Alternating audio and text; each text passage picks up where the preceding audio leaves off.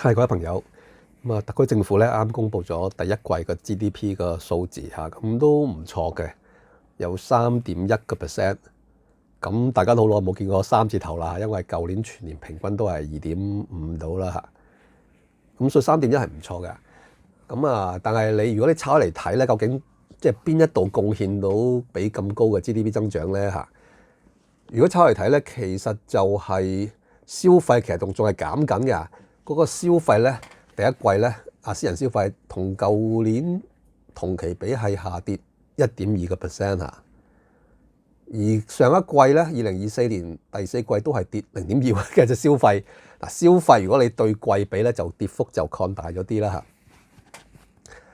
嚇。政府開支係有增加嘅，咁但係冇增加到3.1，政府開支係增加1.2%啊。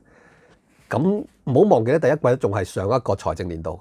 今個財政年度開始，大家知道咧，政府就要 cut budget 啦。雖然公務員個人工即係凍結啦，咁但係我相信編制會有少少即係人手啊各樣少咗，開支都會少咗。所以即係今次嘅1.2增長咧，好可能都係最後噶啦。即係嚟緊呢一季咧，第二季咧，可能政府開支嗰度可能係零增長，甚至係負增長都唔定嘅。所以今次個增長主要係嚟自邊度咧？就係嚟自個出口啊！如果睇翻出口圖咧，其實一二月都唔係特別多，係3月份咧就上得好快啊！我都相信上咗應該多18% 到啊！而拉勻成季又多咗成即係貨物進口、貨物出口咧多咗第一季，即係呢一季同上年同期比8.7%，即係拉勻全季係升咗8.7%啊！所以高過3.1就係呢個8.7啦，同埋咩咧？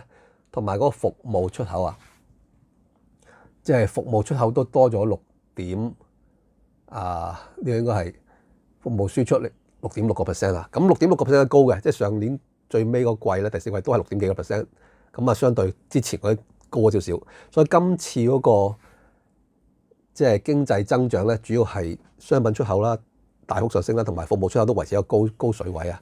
呢個增長啊，就唔係因為你消費好啊，政府開支好多啊嚇，投資都好咗啲嚇。如果睇翻咧，固定資本形成咧喺第一季咧就上升2.8% 啊，2.8% 係唔錯喎嚇，因為舊年第四季係負0.7，或者由負變翻正，所以呢個一來一回咧，亦都係高過平均嘅。舊年係負0.7，今年係2.8，係一來一回可能都爭咗3.5咁樣啦嚇。咁所以投資帶動少少啦，但係主要係嘣一聲出口即係第一季，而係3月份嗰個啊。咁點解3月份嗰轉口出口特別多咧？大家知道咧，因為貿易戰啦，咁可能美國喺即係喺第4月咧就實施呢個對等關稅啦。但係其實美國實施對等關稅之前咧，對中國都有10零20% 經嗰個關稅噶啦。咁所以3月尾嗰個咧個出口，3月成份出口主要都係趕住應該係4月前嘅。咁即係話咩意思咧？即係話貿易戰4月開打之後咧，應該下一季就唔會有咁多嘅即係進出口或者轉口噶啦。咁今季3.1啊，係高過我哋舊年平均。咁我哋而家問題就係下一季點樣咧，或者剩翻落嚟呢一年點樣咧？我哋會唔會維持3.1咁高咧嚇？咁就大家逐個再炒嚟睇啦。第一係睇翻嗰個轉口出口先，嗰個應該就唔會再突然間好似3月咁高噶啦。咁我哋要預期咧係會比較大幅嘅跌嘅嚇。如果睇翻一啲報告咧，就係去美國嘅船咧，中國嘅美國船係可能派入港口係可能有少咗1/3嘅嚇。咁我哋以譬如1/3嚟計啦，究竟估一估究竟會少幾多啊？我哋大部分90%都係轉口國內嗰啲嘢。假設國內，但係國內咧，其實而家就唔係話淨係依靠美國嘅嚇，去依靠東盟啦，依靠歐洲啦。美國而家其實佔咗10零個%度嘅啫嚇，我相信around 15到17% 度啦嚇。咁你當係10零個%冇咗1/3，咁你當佢係冇咗5點幾6個%，即係我哋而家假設咧，因為呢個中美對等關稅咧，短期之內咧，起碼冇咗1/3先啦。咁呢個都係一個相當大嘅假設嚟㗎，因為好少話一個季咧就跌咗，即係去美國跌咗1/3。咁假設呢個係啦，咁即係話喺整體出口咧，可能係10零個%入邊跌1/3，當係5至6個%，即係中國整體出口可能會跌5至6%。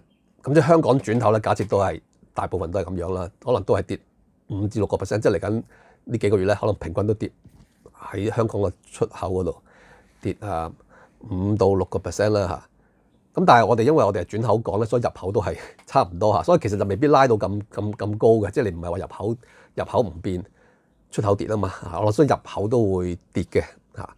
咁所以未必可以，即係假設就算即使最差 case 入口唔跌，出口跌5%、6% 到啦，咁再乘翻轉口佔香港經濟大概係10%、15%、6%到啦，咁乘一乘咧，可能有0.7到0.8，可能最差就1咁樣1%，即係 GDP 可能因為咁樣咧就跌1%，但係呢個假設咧，第一個出口跌1/3啦，去美國淨係美國部分啦，第二咧係入口唔變啊，因為 GDP 嘅計法你係計個淨出口啊嘛，咁所以就呢個 worst case， 即係如果你其他嘢唔變咧，下一季可能3.1跌1%，咪跌到2.1咯，就係咁樣啦。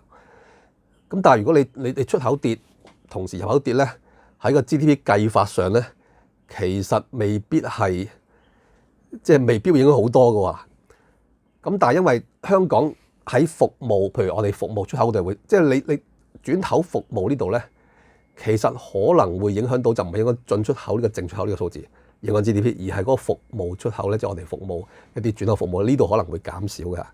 咁所以喺第度反映到，咁就其他咧消費究竟會增加定減少咧嚇？如果以呢個趨勢咧，我哋都仲係負緊嘅，即係個消費一路都係流失啦。咁但係唔好忘記咧，喺4月開始咧，其實美元就下跌咗好多嘅。咁你相對其他亞洲貨幣，澳元啊、紐元啊都升咗好多，澳元、紐元啦、日元啦，呢亞洲貨幣啦。咁另外歐洲貨幣咧，英鎊啊、歐羅其實都升咗好多，有啲升咗超過1成嘅。咁即係香港作為一個旅遊地方咧，即係唔好講我哋免稅港先啦。旅遊地方我哋嗰個因為同美金掛鈎，雖然港幣都升咗嚇，但係港幣相對係升咗好少嘅啫，因為係掛鈎。咁所以你話歐洲人嚇、英國人，佢覺得香港啲嘢係平咗大概1成到啦。日本人佢嚟到都覺得香港啲嘢會平翻少少嘅。咁所以我都估計第二季呢個旅客同埋個旅客消費量咧都應該上升翻嘅。咁可能有機會帶動到少少零售啦，同埋一啲餐飲啦咁樣啦。咁啊，政府開支嗰度我就唔樂觀噶啦嚇，即係如果唔負數已經好噶啦，當佢係0啦嚇。即係投資嗰度咧，我相信都會繼續嘅。投資其實係咩咧？就係你個基本上個環境啦嚇，咁啊固定資本形成其實係啲實體投資嚟嘅。即係因為我哋而家睇翻過去2023、2024年咧，我哋嗰個公司嗰個即係註冊多咗嘅，公司註冊多咗啦。咁另外有機會咧美國因為第一季負增長咧，有機會減息嘅，救市嘅。咁就睇翻個利息點樣。如果利息低一啲咧，個投資機會又會大咗啲嘅。咁我相信嗰個投資希望即係維持翻唔使高啦，2.03%啦，維持翻個平均數啦。咁就出口轉口嗰度可能會 net 完，即係都應該有啲跌嘅嚇。咁但係個服務出口有機會減少嘅。咁所以整體嚟講，估計下一季就未必有今季3.1咁好噶啦。咁但係都唔會話至於即時出現個經濟增長負數嘅，因為始終係第一個即係而家開始嘅貿易戰咧，都係中美嘅貿易嗰部分影響香港住先嘅，仲未去到金融啊其他嘢。咁所以短期嚟講咧，我相信嗰個跌幅咧應該係暫時有限先嘅。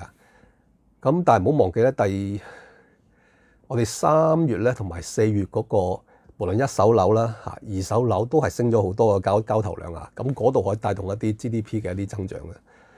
咁所以整體下一季希望有2.0啦嚇，即係2.0會比今季少啲啦。就如果以咁嘅計算方法，咁所以大家即係要留意下嗰個即係經濟增長嘅數字啦。咁就今次個經濟增長3.1主要係因為嗰個進出口嗰個大幅增長啊。而香港其實係做咩咧？就係我哋就唔係，因為我哋而家轉口港啊，其實反而係即係 X 減 M， 即係出口減入口嗰個數字其實唔重要嘅，因為嗰個可能係大部分都變咗一個 balance。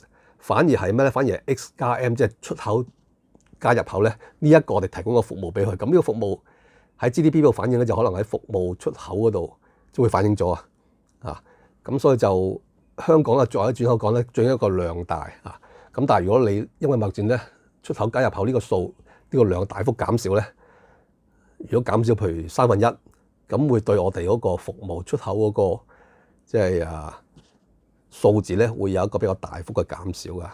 咁但係暫時嚟講都仲係審慎樂觀啊，對第二季嗰個經濟增長啊。